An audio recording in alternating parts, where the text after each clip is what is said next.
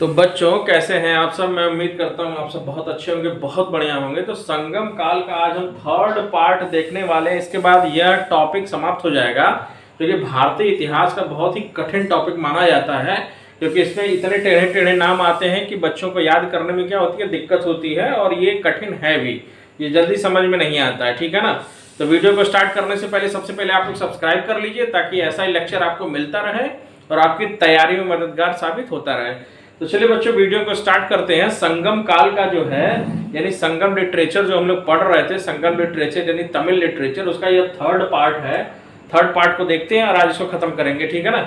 चलिए topic start करते हैं। सबसे पहला जो पॉइंट देखते हैं कि सेना जो है चतुरंगड़ी होती थी, जिसे में चतुरंगड़ी क्यों कहते थे, क्योंकि इसके चार पार्ट होते थे। कौन कौन से चार पार्ट होते थे?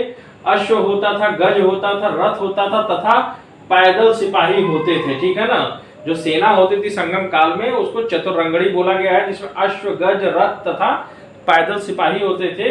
यह भूमि में वीर गति पाने वाले सैनिकों के सम्मान में पत्थर की मूर्ति बनाने की क्या थी? प्रथा थी।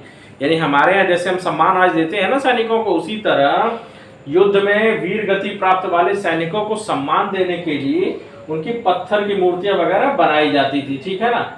चलिए नेक्स्ट पॉइंट देखते हैं कि संगम काल में समय जानने के लिए जल घड़ी, ठीक है ना, टाइम जानने के लिए संगम काल में जल घड़ी का प्रयोग किया जाता था, ठीक है ना। कोई जल घड़ी बनाया गया होगा, पानी से रिलेटेड होगा, जैसे बालू वाली घड़ी हम लोगों ने देखा हुआ है, तो वैसे ही जल से रिलेटेड होगा, ठीक है ना। चलिए नेक्स्ट पॉइंट देखते हैं। ब्राह्मणों के पश्चात, ठीक है ना, ब्राह्मणों के पश्चात संगम युगीन समाज में वेल्लार, ठीक है ना, वेल्लार वर्ग का प्रमुख स्थान था। ब्राह्मणों के पश्चात संगम युगीन समाज में जो द्वितीय सबसे ज्यादा सेकंड हाईएस्ट पोजीशन अगर किसी की थी तो वो वेल्लार वर्ग की थी। और इनका मुख्य पेशा क्या था? इनका मुख्य पेशा था कृषि, एग्रीकल्चर ये लोग किया करते थे, ठीक है ना। चलिए नेक्स्ट पॉइंट देखते हैं कि संगम साहित्य में व्यापारी वर्ग को वेनिगर, ठीक है ना, व्यापारी वर्ग को क्या कहा जाता था? वेनिगर कहा जाता था। याद रखिएगा, टेढ़े टेढ़े नाम है लेकिन याद रखना ही पड़ेगा, क्योंकि क्वेश्चन पूछता ही पूछता है। संगम काल में दास प्रथा का देखिए प्रमाण नहीं मिलता, यानी संगम काल में कहीं हमें दास प्रथा देखने को नहीं मिलती है। यानी कहने का मतलब समाज जो है बहुत उच्च कोटि का था, इसलिए दास वगैरह हमें देखने को नहीं मिलती है, स्लेव वगैरह हमें देखने को नहीं मिलता है।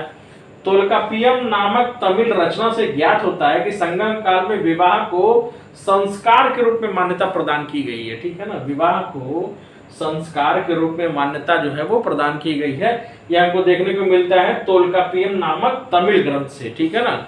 चलिए नेक्स्ट पॉइंट देखते हैं कि इसमें हिंदू धर्म शास्त्रों में वर्णित विवाह के 8 प्रकार, विवाहों के तोल्काप्पियम नामक जो ग्रंथ है, इसमें विवाह के 8 प्रकार बताए गए हैं, ठीक है ना। विवाह के 8 प्रकार बताए गए, ये कौन कौन से हैं?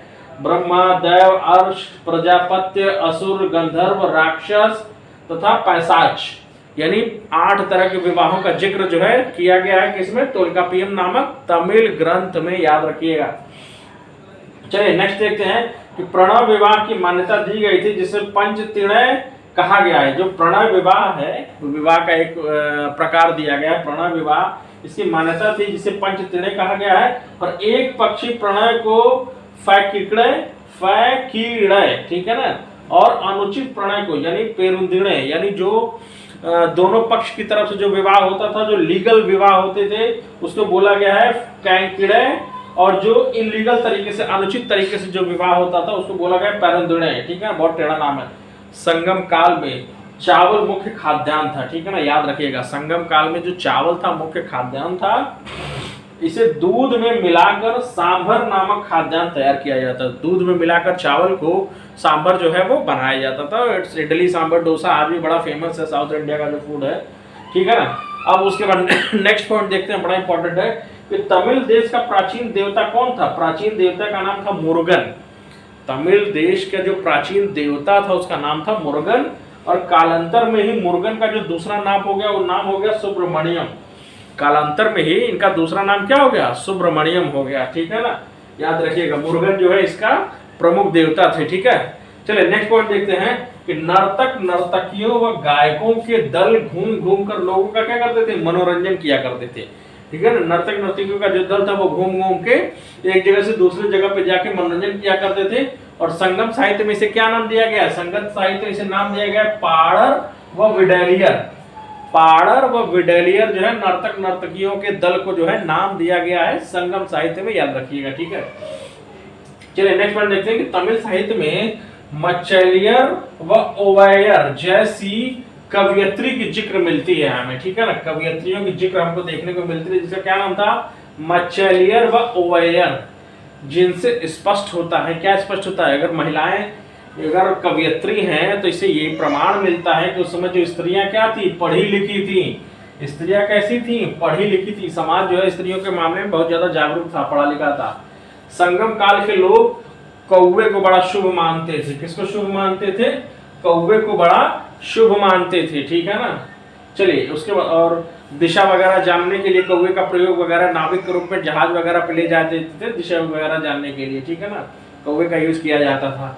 चलिए नेक्स्ट पॉइंट देखते हैं कि संगम काल में समाधियों के स्थान पर पत्थर गाड़ने, ठीक है ना, पत्थर गाड़ने की प्रथा थी और इन्हें वीरगल या वीर प्रस्तर, वीरगल या वीर प्रस्तर कहा जाता था।